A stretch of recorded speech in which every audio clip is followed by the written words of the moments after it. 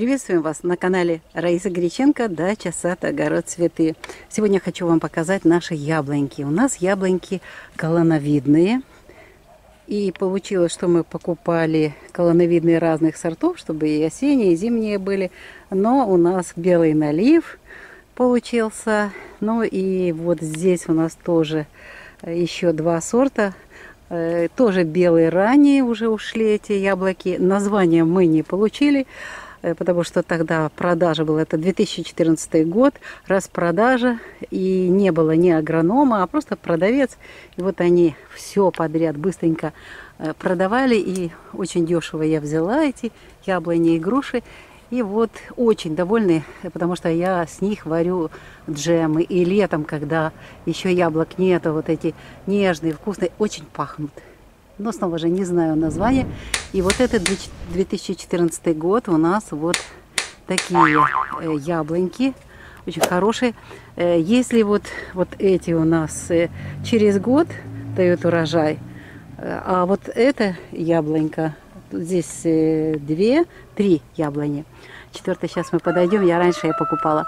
Так вот, эта вот яблонька дает каждый год, колоновидная яблоня, каждый год она усыпана яблоками, ароматными, красивыми, вкусными.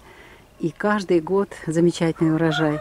Ну, если я вот с этого дерева уже ведро джема сварила яблочного, настолько было много, просто облепленные. Частично чуть-чуть прореживаю, но они настолько красивые, что то успеваешь, не успеваешь. Настолько красавцы и падают даже на землю. Они ароматные, вкусные. Вот я снова же нападали. У меня как раз будет снова очередной джем. Они очень вкусные. Запах, конечно, стоит в саду. От этих яблок просто великолепный. И они очень красивые, вот такие. Ну, естественно, приходится... Вот, видите, уже была в начале плодожорка, но до конца не дошла, потому что была обработка. Приходится обрабатывать их. Вот сейчас снова предстоит следующая обработка.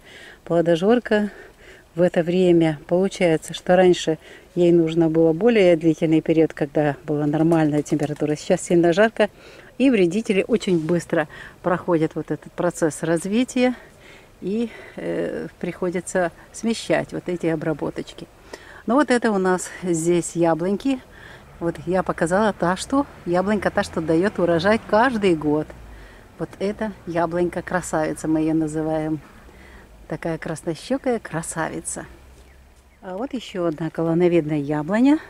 Она у нас посажена в 2007 году. Осенью мы покупали. Очень удачная покупка, потому что осень – это хорошее время для посадки любых саженцев в саду. Эта яблонька тоже очень урожайная. Буквально много-много на ней яблочек. И здесь вот эта яблонька вот так вот через год тоже очень много яблок. Цветет через год. Следующий год у нее будет выходной. Вот так ветки все в яблоках. И вот у нее тоже яблоки очень ароматные, очень вкусные. Она просто рассыпчатая внутри. Если первая, та, которая у нас каждый год дает урожай, она более сочная, а это яблоко рассыпчатое и тоже довольно-таки ароматное, очень ароматное, красивое. Тоже соединяю еще груш немножко и делаю вот эти джемы с агар-агаром. Очень вкусно получается.